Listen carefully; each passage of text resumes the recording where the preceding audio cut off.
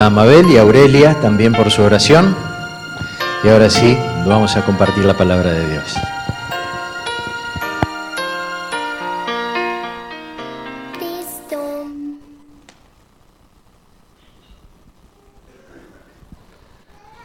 Feliz sábado, hermanos. Una alegría de poder estar con ustedes en esta mañana. Hacía un tiempito que no los acompañábamos, pero siempre nos sentimos como en casa. Hace muchos años que compartimos muchas cosas con varios de ustedes, todo el ciclo de nuestro hijo ahí en el colegio, en el Llamo, y también obviamente muchas veces hemos compartido cultos aquí en esta iglesia. Para nosotros, reitero, es como estar en casa, nos sentimos entre amigos. En realidad esa es la maravillosa oportunidad que nos da la iglesia, de sentirnos en familia, ¿no? De sentirnos, no importa dónde estemos, en qué lugar, no importa el idioma, no importa las costumbres, tenemos la oportunidad de encontrar siempre una familia que nos acobija y que nos permite sentirnos como en casa. Comenzamos un año, hace poquito, y ya estamos terminando el primer mes, ¿no? Parece que tanto esperar el comienzo, las fiestas ya pasaron y ya estamos avanzando en este primer mes del año. El tiempo pasa volando. No sé si uno se va poniendo grande y le parece que vuela más rápido, pero realmente el tiempo pasa volando. Pero gracias a Dios que podemos estar acá, que podemos venir en esta mañana a traer nuestras cargas, nuestras inquietudes, que podemos venir también a adorar a nuestro Dios. Gracias a Él porque nos permite congregarnos aquí en su iglesia y podemos comenzar el año, como quien dice, estando acá. Por el otro lado nos decimos, escuchaba un predicador plantear esto, por el otro lado nos decimos, y todavía estamos acá. Porque nuestro deseo sería ya no estar acá, sino poder estar con nuestro Señor, poder compartir con Él los lugares que Él está preparando para nosotros. Pero fiel es el Señor y es tan amoroso que Él mantiene inalterable su propósito para cada uno de nosotros. Fiel es el Señor que todavía sigue manteniendo el maravilloso plan que Él tiene para cada uno de nosotros. La pregunta que nos tendríamos que hacer es si nosotros somos hoy fieles para con Él y mantenemos también inalterable nuestro propósito de vida, nuestro ideal de poder vivir con Él en las mansiones celestiales.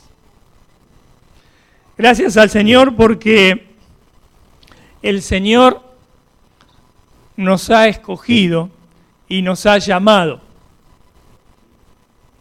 El Señor ha llamado mucha gente a lo largo de la historia de este mundo.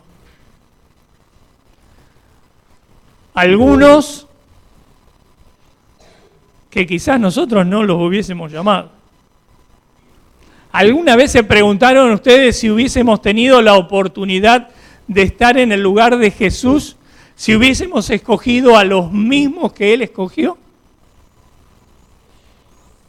¿Hubiesen escogido ustedes a esos? ¿O hubiesen buscado a otros? A veces parece rara la elección de Jesús, ¿no? Hay un personaje ahí en la Biblia que tiene un relato, él mismo cuenta el relato de su llamado y llama la atención lo cortito que es el relato de su llamado. Si abrimos nuestras Biblias en el libro de San Mateo, en el capítulo 9 y el versículo 9, encontramos ahí el llamado que Jesús le hace a Mateo. ¿Quién era Mateo? Un cobrador de impuestos. Personaje no muy grato. En aquella época y en esta también. Pero aparte, en aquella época los cobradores de impuestos tenían otro problema. No solamente que a nadie le gustaba que le saquen el dinero, sino que aparte los cobradores de impuestos trabajaban ¿para quién? Para el Imperio Romano, que encima eran los opresores del pueblo de judío. Y además eran odiados porque no solamente cobraban impuestos para Roma, sino que aparte algo siempre quedaba en el bolsillo. No eran muy honrados con su trabajo, pero indudablemente era un trabajo muy lucrativo.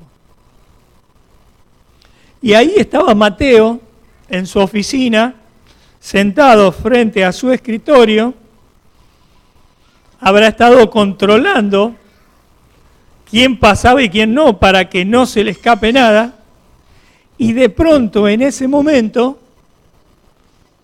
ve venir a Jesús.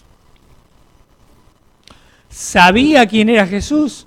Seguramente que sí. Es muy difícil que alguien, y encima de la posición social de Mateo, no supiera quién era Jesús. Y no sé qué habrá pasado por la cabeza de Mateo en ese momento, pero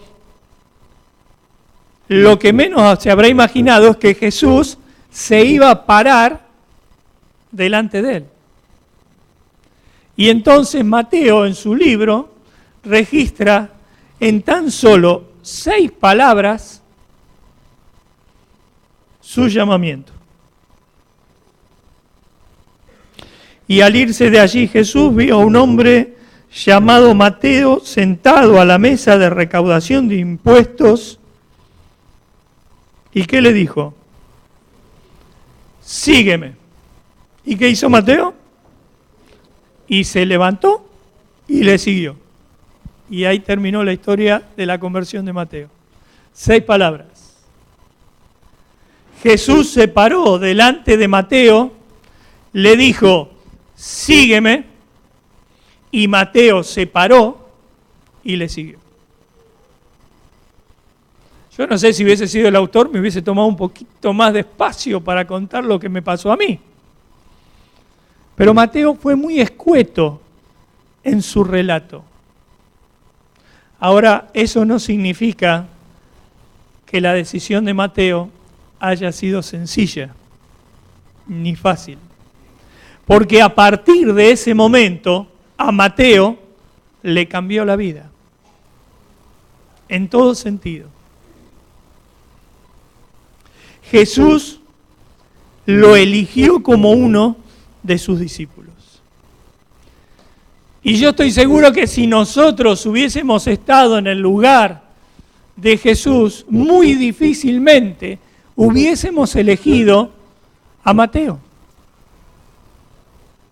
Quizás si hubiésemos pensado en que nuestra obra o nuestra misión necesitaba fondos y había que buscar alguno que aportara esos fondos, bueno, quizás Mateo hubiese sido el candidato. Pero si hubiésemos pensado en alguien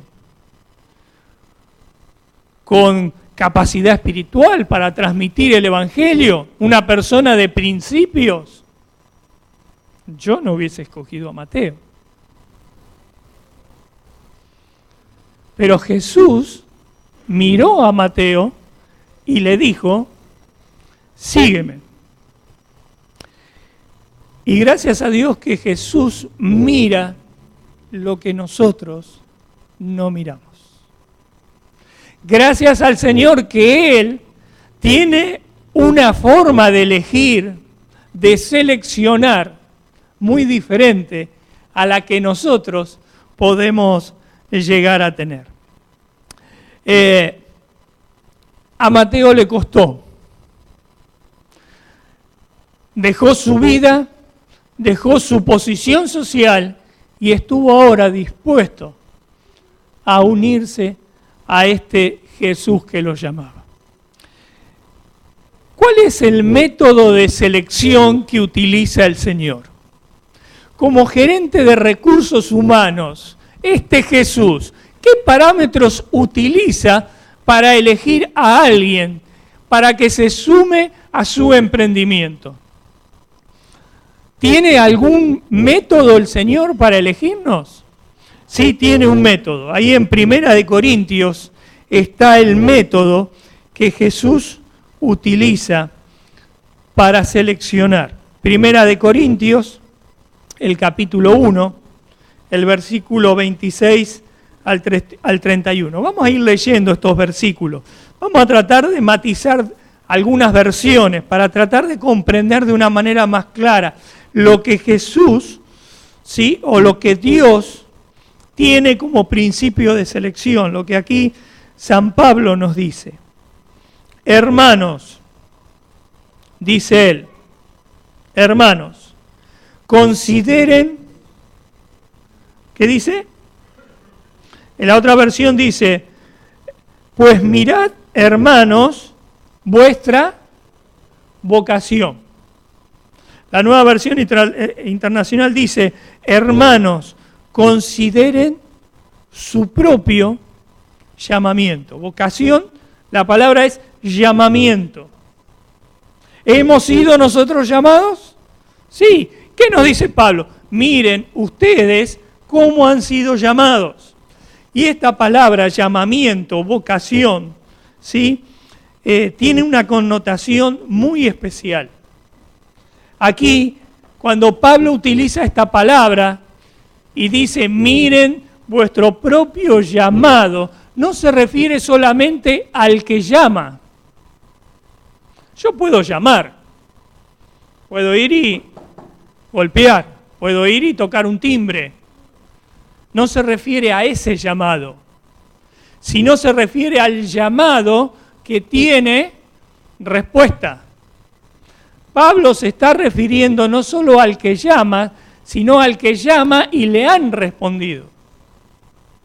¿Se entiende la idea?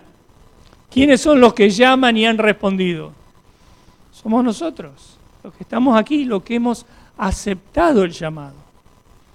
El llamado llega a todos, pero no todos responden. Este llamado, esta frase que está usando Pablo, está hablando del que ha sido llamado y del que ha respondido a ese llamado. Una respuesta efectiva. El llamado es de origen divino y manifiesta el poder soberano mediante el cual nosotros somos invitados.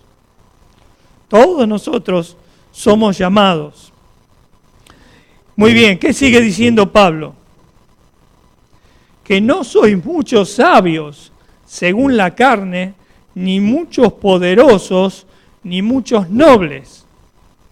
La otra versión dice, no muchos de ustedes son sabios, según criterios meramente humanos, ni son muchos los poderosos, ni muchos son los de noble cuna. Ah, mis hermanos, aquí vamos encajando un poquito todos. No somos personas que hemos sido llamados por características que hayamos tenido. No nos llamó el Señor porque éramos nobles. Hay una palabra que ya no se usa, abolengo, ¿no? Antes era más común. No tenemos abolengo, no tenemos nombre de apellido ilustre no tenemos título. No nos ha llamado el Señor por ser poderosos. No nos ha llamado el Señor por tener sabiduría a los ojos ¿de quién? De los hombres. Justo estamos estudiando acerca de la sabiduría, así que sabemos bien cuál es la sabiduría del cielo. Pero Pablo nos dice que Dios no nos ha llamado por ninguna de las características que nosotros podamos tener. Seguimos leyendo. Sino que ¿qué? Que lo necio del mundo escogió, ¿quién? Dios. Para avergonzar a los sabios y lo débil del mundo, escogió Dios. Para avergonzar a los fuertes. La otra versión dice, pero Dios escogió lo insensato del mundo para avergonzar a los sabios y escogió lo débil del mundo para avergonzar a los poderosos. También escogió Dios lo más bajo y lo más despreciado y lo que no es nada para anular lo que es. En la versión 60 dice, el Señor escogió lo vil del mundo. ¿Por qué nos escogió Dios? Porque no éramos nada. Porque no somos nada. Es interesante ese término vil que usa ahí en el versículo 28. Esa palabra vil proviene de una palabra en griego que es agnes. Y agnes en griego significa literalmente sin familia, sin nadie, sin nombre, sin reputación. ¿Y por qué será que el Señor escogió a estos? Pablo lo dice, para avergonzar a los sabios, para avergonzar a aquellos que creen en la sabiduría del hombre. El Señor escogió a sus hijos de una manera diferente. Y mis hermanos, cuando Dios escoge, Dios no se equivoca. Imagínense ustedes a la gente en la época de Jesús. Cuando los habrán visto a los discípulos después que el Señor se fue. Y habrá mirado estos 12 más los otros discípulos, 120, 200. ¿Cómo eran esos hombres? ¿Tenían recursos? No, no tenían. ¿Tenían cultura? No tenían. ¿Tenían conocimiento, título universitario? Tampoco tenían. ¿Quién hubiese apostado que la tarea, la misión de estos hombres iba a seguir, iba a continuar? Si nosotros hubiésemos tenido que jugárnosla con alguno de estos, ¿lo hubiésemos hecho? Yo no lo hubiese hecho. Y estos van al fracaso. Pero Dios utilizó a estos hombres para transformar el mundo. Hay infinidad de ejemplos de cómo Dios utiliza a sus hijos. Ustedes seguramente deben conocer un montón. Yo les quiero contar la historia de un muchacho que conocí hace muchos años cuando estudiaba en el secundario. Un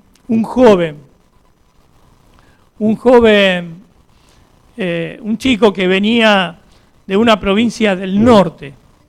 Y yo me acuerdo, él estudiaba con nosotros y pasaba muy desapercibido, era una persona muy humilde. Después de muchos años, de 25 años, tuvimos un encuentro de ex alumnos y ahí nos encontramos con Víctor. Y cada uno fue contando su testimonio. Y mientras contábamos nuestro testimonio, algunos nos quejábamos de las cosas malas que habíamos pasado y reconocíamos las buenas, lo que el colegio había hecho en nuestra vida. Y obviamente eran mayores las cosas buenas, pero recordábamos con gracia la comida que a veces padecíamos en el colegio y el tener que pasar frío a veces y a veces tener que pasar calor. Y cuando le tocó el turno a Víctor, él contó, yo tengo un testimonio completamente diferente del colegio. Yo la primera vez que aprendí a dormir en una cama fue acá en el colegio. La primera vez que pude usar sábanas para dormir fue acá en el colegio. Yo vivía en el campo y éramos muchos hermanos. No tenía la oportunidad de poder disfrutar de todo esto. Y él nos decía, todos se quejaban cuando se suspendían las salidas o se ponían contentos cuando llegaba en el mes el día de la salida y se podían ir a su casa. Y yo la verdad que lo que quería era quedarme en el colegio, porque yo en el colegio sentía que era diferente. Comía 3 veces en el día y en casa a veces comíamos una sola. Mi vida en el colegio fue diferente. Y él contó el testimonio de cómo él llegó a conocer a Dios en el colegio. Y cómo Dios transformó su vida.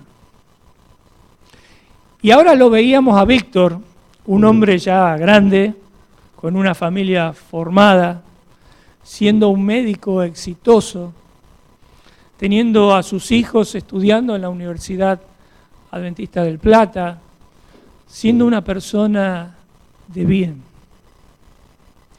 Y yo me preguntaba después, pensando en la historia de Víctor, ¿quién hubiese apostado por Víctor cuando estudiábamos?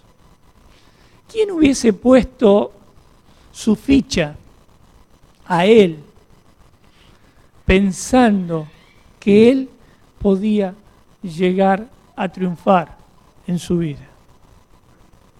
Dios tenía un plan para Víctor, porque Dios no mira lo que el hombre mira. Dios quiere algo diferente para nosotros. Y termina Pablo estos versículos del 29, leemos el 28 otra vez. Y lo vil del mundo y lo menospreciado escogió Dios, y lo que no es para deshacer, ¿qué cosa?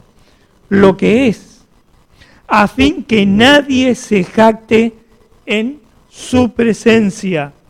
Mas por él estáis vosotros en Cristo Jesús, el cual nos ha sido hecho por Dios sabiduría, justificación, santificación y redención, para que, como está escrito, el que se gloría, gloríese ¿en quién? En el Señor. El que tiene que gloriarse, gloríese ¿en quién? En el Señor. Porque, hermanos, en nosotros, en mí, en vos, no hay nada en particular que pueda demostrar a los hombres que en nosotros está el conocimiento, el poder o la autoridad. Nuestro conocimiento, nuestro poder, nuestra autoridad viene del Señor. Y Él es quien nos usa para transformar el mundo. Lo que pasa es que a veces los cristianos vivimos estas experiencias. Muchos de nosotros hemos conocido el Evangelio y el Evangelio nos ha permitido ser diferentes, ¿o no? La gente nos ve diferentes. En la vida hemos sido diferentes. Y nos ha transformado. Pero ojo, no nos olvidemos quiénes somos, de dónde venimos. No perdamos de vista el que Dios es el que hace la obra en nosotros. Les cuento otra historia, al revés de lo de Víctor. Esta historia me la contó hace poquito una mujer a la que le estamos dando estudios bíblicos, una abogada. Ella está postrada. Una mujer muy consagrada, muy consagrada. Vamos a dar los estudios bíblicos y nosotros se los damos a ella y ella nos lo da a nosotros. Realmente salimos vivificados nosotros de esos momentos. Y ella nos contaba que conoció a una mujer mientras estudiaba, María Pía, una argentina abogada, exitosa, que trabajaba y vivía en México.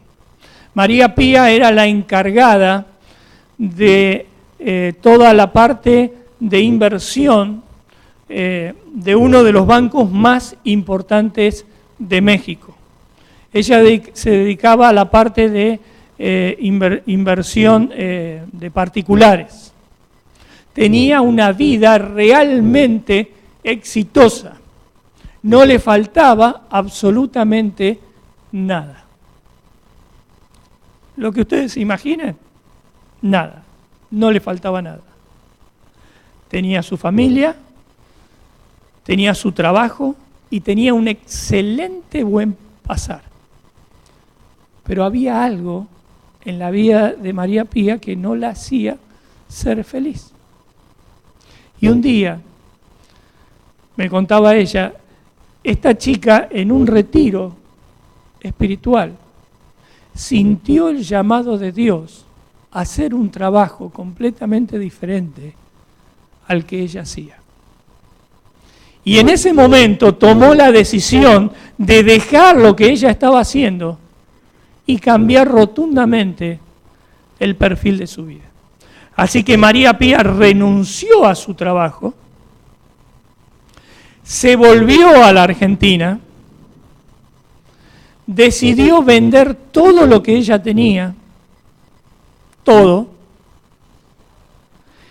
y dedicarse ahora a ser una colaboradora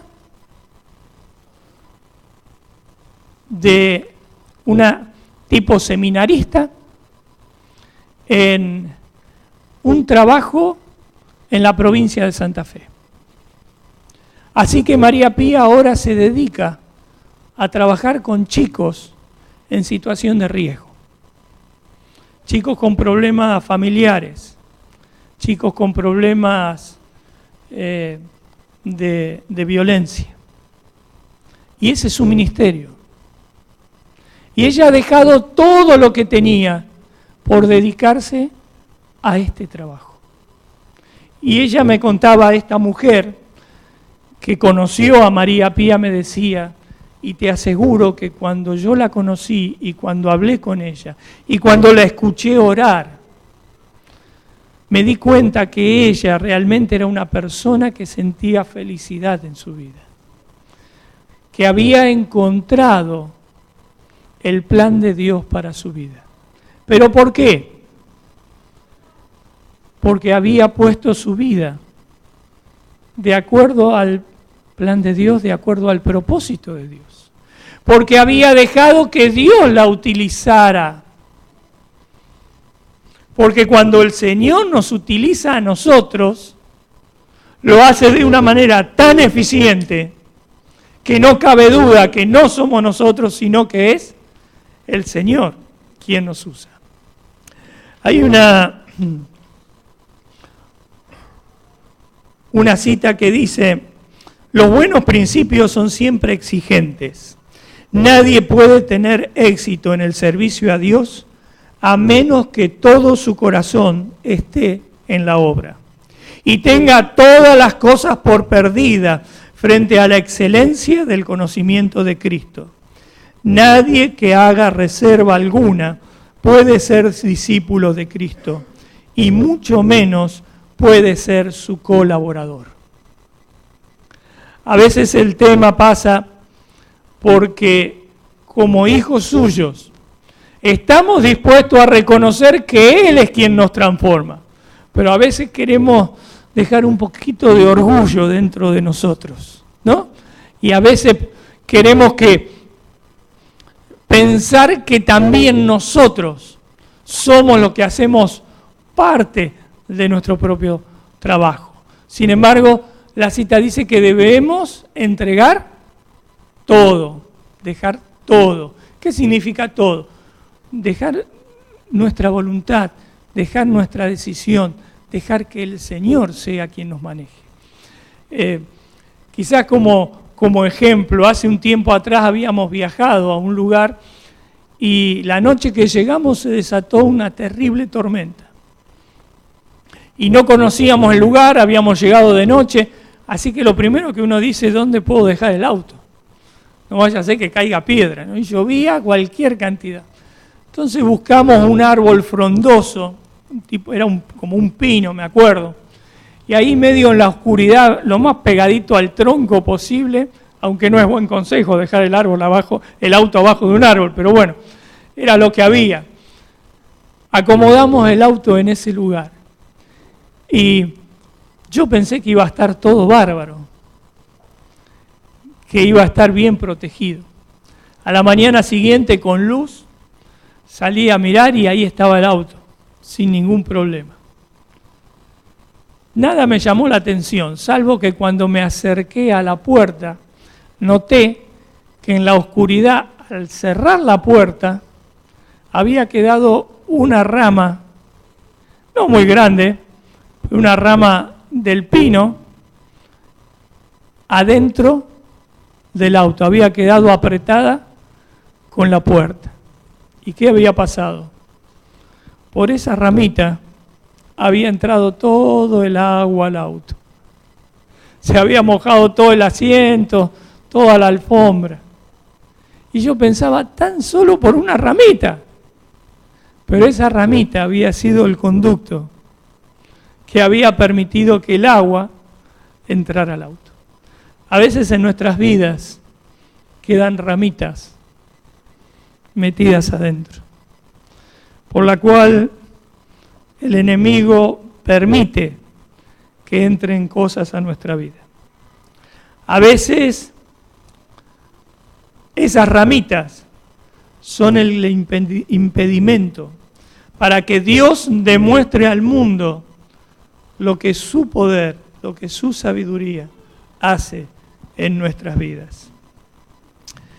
Este último versículo que menciona Pablo aquí en Corintios es una referencia al versículo de Jeremías 9:24, donde Jeremías presenta la misma idea. Si alguien ha de gloriarse, dice él, que se gloríe en conocerme. Eso dice Jesús. Si alguien ha de gloriarse, que se gloríe en ¿qué? En conocerme y de comprender que yo soy el Señor. Dios nos ha llamado a cada uno de nosotros de una manera particular. No importa de dónde vos vengas, no importa de qué familia venís, no importa cuál es tu condición social, ni cuál es tu estudio, no importa cuál es tu cultura, no importa cuál es tu herencia. Dios te ha llamado para mostrar a través tuyo que Él es un Dios de maravillas. Y a veces podemos pensar, pero sí, el Señor nos llama y nosotros hace años que estamos en este lugar, que estamos en esta iglesia. Pero bueno, no podemos ser todo lo que quisiéramos ser. La iglesia también es imperfecta, ¿o no? ¿O somos todos perfectos? Sí. Pero este es el lugar que el Señor ha escogido para manifestar la salvación en nuestras vidas. Hace poco escuché una reflexión que me hizo pensar. ¿Alguna vez pensaron en lo que vivió Noé y su familia en el arca? Este hombre de fe que estuvo ¿cuántos años? Muchos años trabajando para construir ese arca, pero que tuvo después que pasar un año con su familia adentro del arca. Hermano, ¿hubiésemos aguantado nosotros un año adentro del arca, rodeado de animales?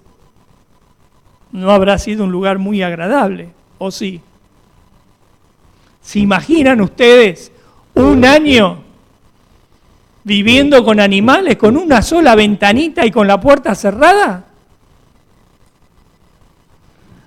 La verdad que no habrá sido un lugar agradable para estar. ¿Cómo habrá hecho Noé? No sé. No sé si el Señor habrá ayudado con los animales o no.